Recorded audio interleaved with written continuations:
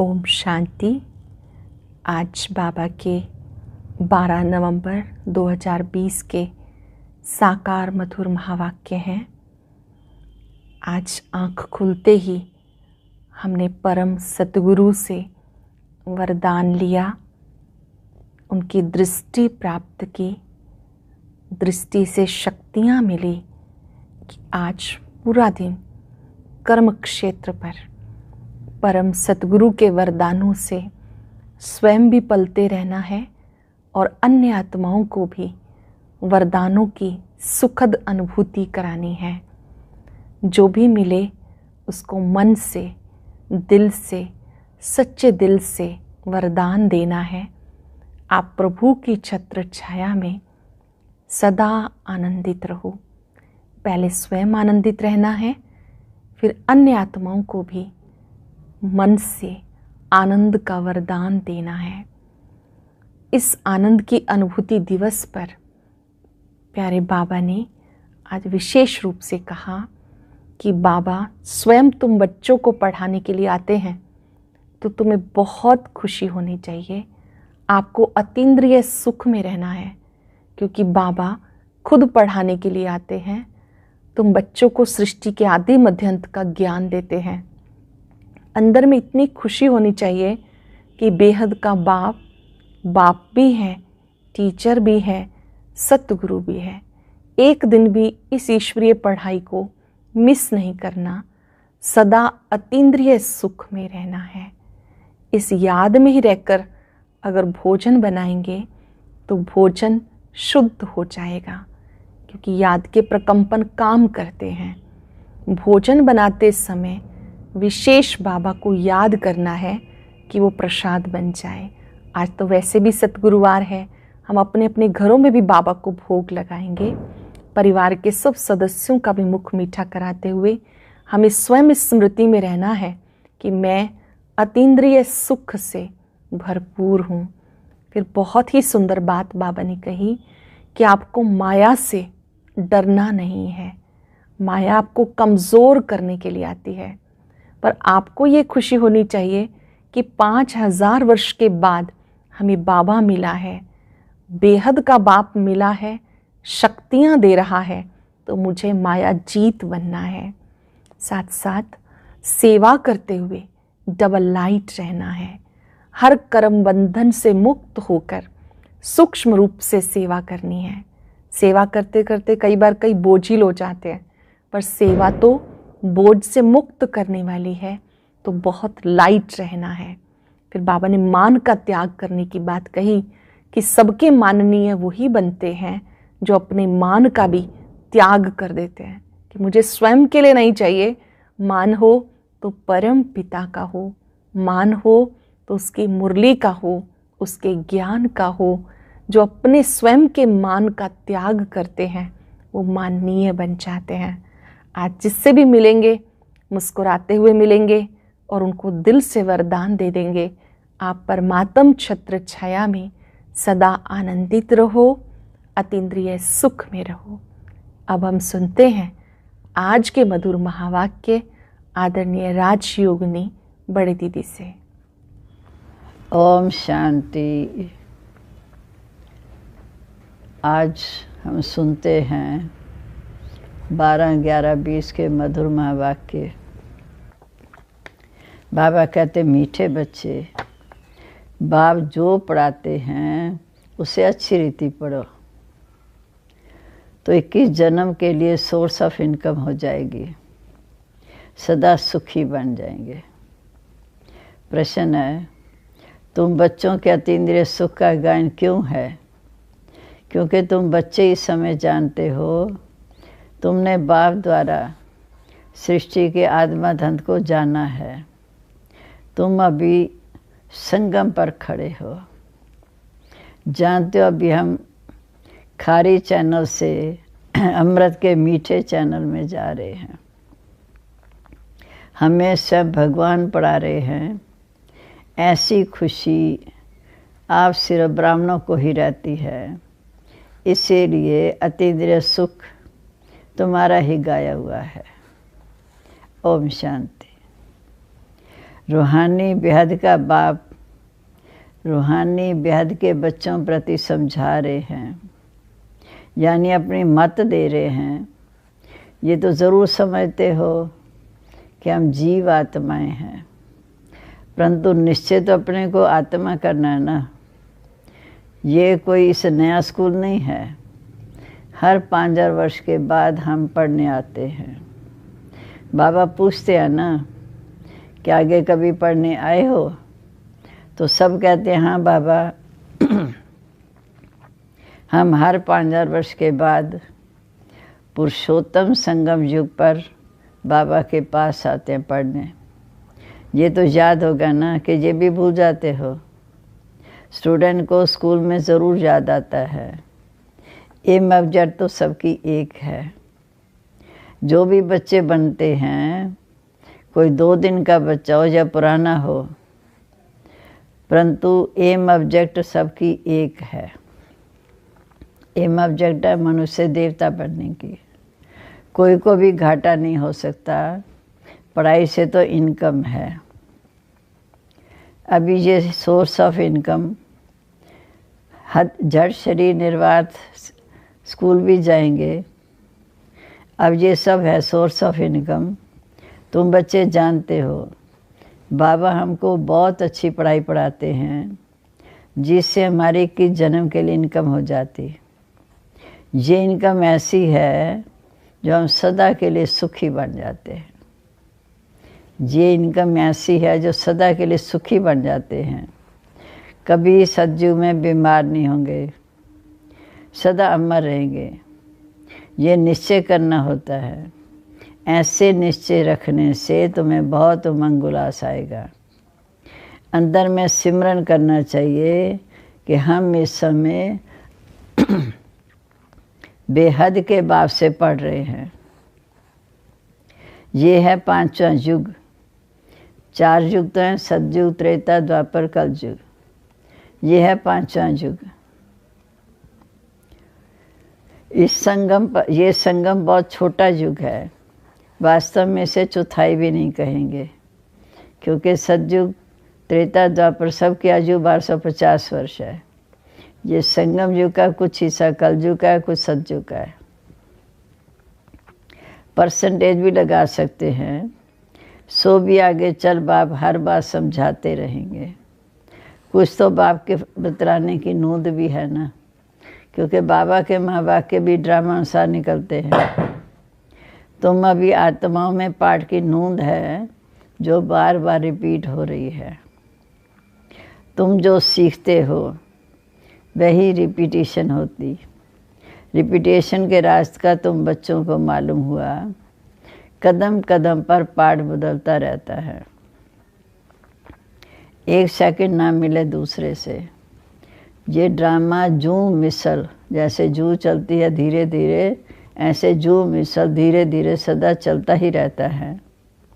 टिक हुई, सेकंड पास हो गया। अभी तुम बेहद में खड़े हो। सभी मनुष्य मात्र इस समय बेहद में हैं। कोई भी बेहद को अर्थात सृष्टि के आत्मधन को जानते नहीं। अभी तुमको पास्ट, प्रेजेंट, फ्यूचर का सारा ज्ञान मिल गया। अब हम नई दुनिया में जा रहे हैं। ये है संगम युग, जिसको क्रॉस करना है। संगम युग पर ही हमको बाबा ऊंची से ऊंची शिक्षा देते हैं। संगम युग पर ही हम पुरुषार्थ कर ऊंची मंजिल पर जाते हैं। खारी चैनल है, ये है मीठे ते मीठे अमृत की चैनल। कलयुग है खारी चैनल, ये है अमृत मीठी चैनल। वो है विष। अब तुम विशेष सागर से क्षीर सागर में जाते हो। ये है बेहद की बात। दुनिया में इन बातों का कुछ भी पता नहीं, क्योंकि नई बात है। ये भी तुम जानते हो कि भगवान किसको कहा जाता है, वह क्या पाठ बजाते हैं, टॉपिक में भी बताते हो। और तो हम आपको परमपिता परमात्मा की बायोग्राफी बताएं।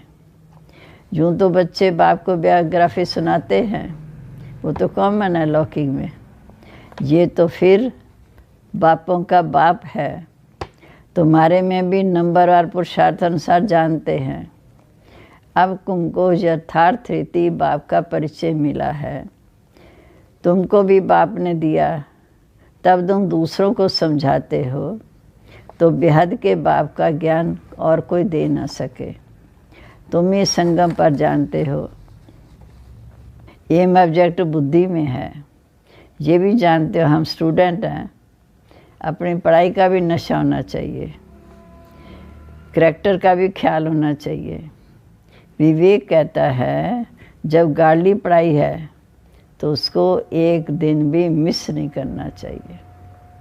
भगवान खुद आकर पढ़ाए तो इस पढ़ाई को एक दिन भी मिस नहीं करना चाहिए।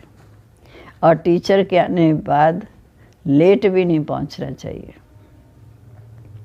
पढ़ाई भी कभी मिस नहीं करनी, टीचर के आने के बाद कभी लेट भी नहीं होना। टीचर के बाद आना ये भी एक टीचर की इंसल्ट है ना। स्कूल में भी पिछाड़ी में आते हैं तो उनको टीचर बाहर खड़ा कर देते हैं। बाबा अपने छोटेपन का मिसाल बताते हैं, ब्रह्मा बाबा। हमारा टीचर तो बहुत सख्त था, अंदर आने भी नहीं देता था। जहाँ तो बहुत है जो देरी से आते रहते। सर्विस करने वाला बड़ा सपूत बच्चा बाबा को बहुत प्यारा लगता है। अब तुम समझते हो आदि सनातन देवी देवता धर्म तो ये था ना। इनका धर्म कब स्थापन हुआ ये भी किसी की बुद्धि में नहीं है।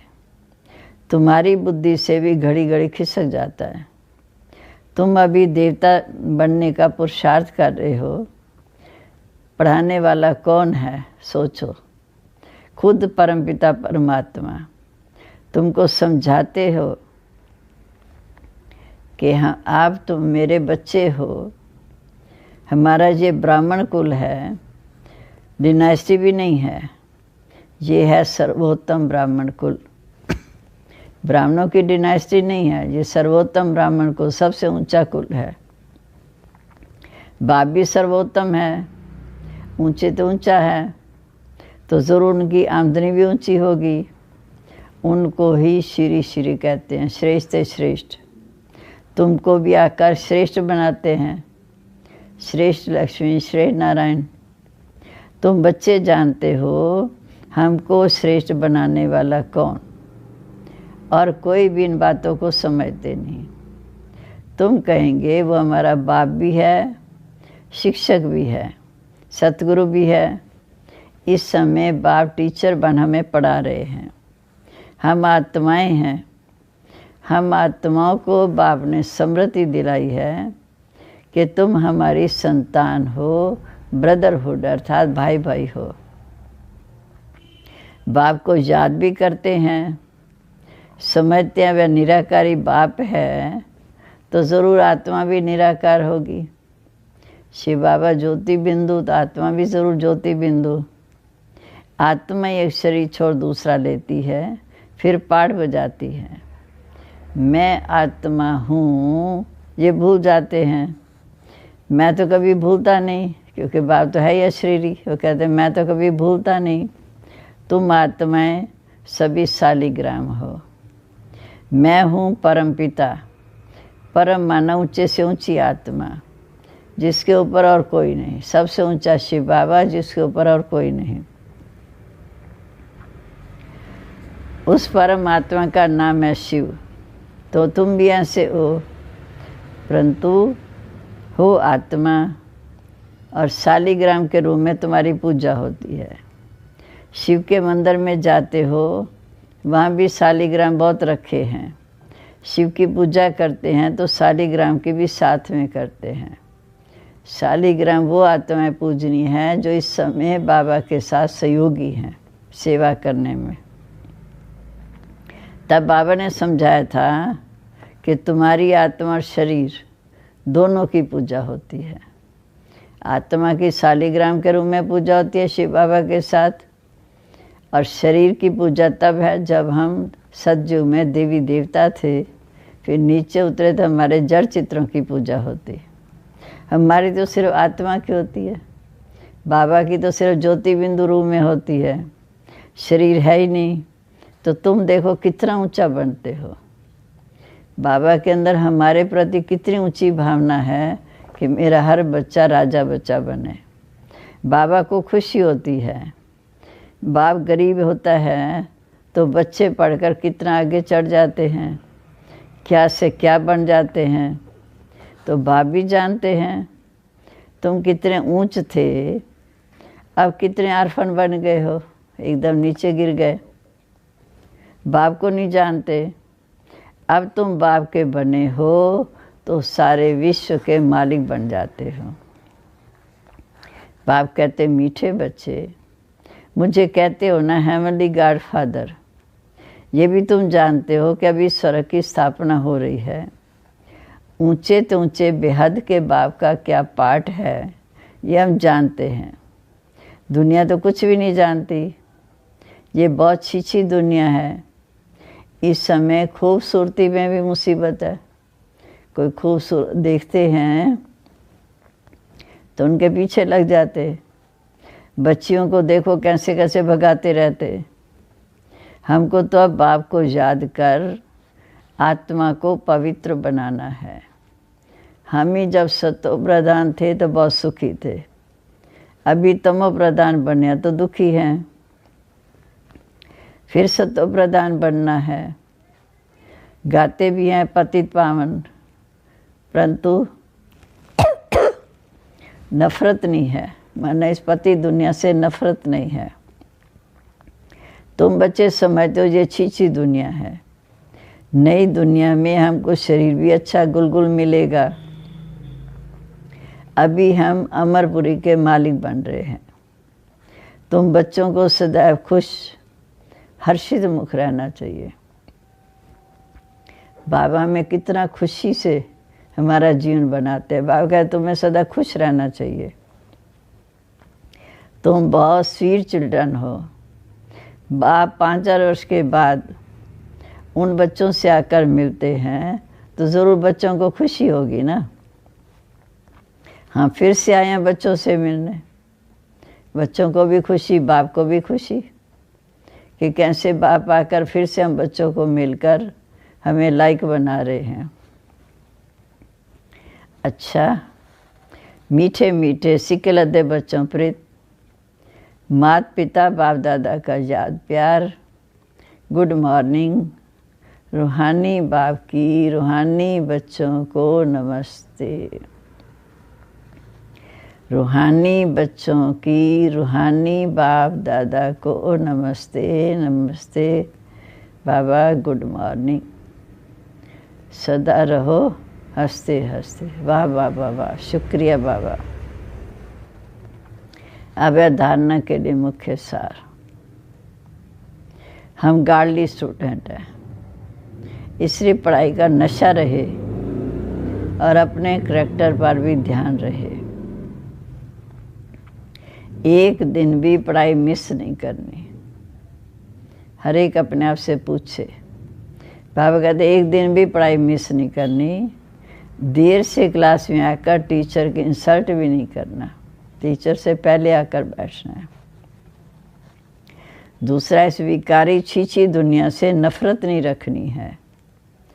बाप की याद से अपनी आत्मा को पवित्र सतो प्रधान बनाने का पुरुषार्थ करना है। सदैव खुश हर्षित मुख रहना है। अब आज का वरदान, अंतवाहक शरीर द्वारा सेवा करने वाले कर्म बंधन मुक्त डबल लाइट भाव। अंतवाहक माना अंदर आत्मा के द्वारा मनसा सेवा करने वाले, कर्म बंधन मुक्त डबल लाइट भाव। जैसे स्थूल शरीर द्वारा सेवा साकारी विशेषता में बिजी रहते हो, जैसे स्थूल शरीर द्वारा साकारी शरीर में बिजी रहते हो, ऐसे अपने अकारी शरीर द्वारा अंतवाक सेवा भी साथ साथ करनी है। वे हाथों से काम कर रहे हैं, बुद्धि से बाबा को याद कर अन्य आत्माओं को भी वाइब्रेशन देना। जैसे ब्रह्मा द्वारा स्थापना की वृद्धि हुई, ब्रह्मा सूक्ष्म वतन में गए, वहाँ से सारे विश्व को वाइब्रेशन दे रहे हैं, तो स्थापना के कार्य में कईयों को टचिंग होती है। तो जैसे ब्रह्मा द्वारा स्थापना की वृद्धि हुई, वैसे अभी आपके सूक्ष्म शरीर द्वारा शिव शक्ति के कंबाइंड रूप के साक्षात्कार द्वारा साक्षात्कार और संदेश मिलने का कार्य होना है। लेकिन इस सेवा के लिए कर्म करते भी किसी भी कर्म बंधन से मुक्त सदा लाइट रूप में रहो। स्लोगन है, मान की त्याग में सर्व को मान्य बनने वाले, मान के त्याग में मेरी मान मेरा शान, मान की त्याग से सर्व के मान्य बनने का भाग्य समाया हुआ है। जितना भी समय मैंपन का त्याग करेंगे तो हमारी हर बात में हम दूसरों के लिए भी माननीय बन जाएंगे। मान के त्याग में सर्व के माननीय बनने का भाग्य समाया हुआ है। आज का सम्मान है, मैं डबल लाइट फरिश्ता हूँ। ओम शांति। आज की अव्यक्त मुरली जरूर सुने। उसके लिए ऊपर दिए गए बॉक्स को टच करें।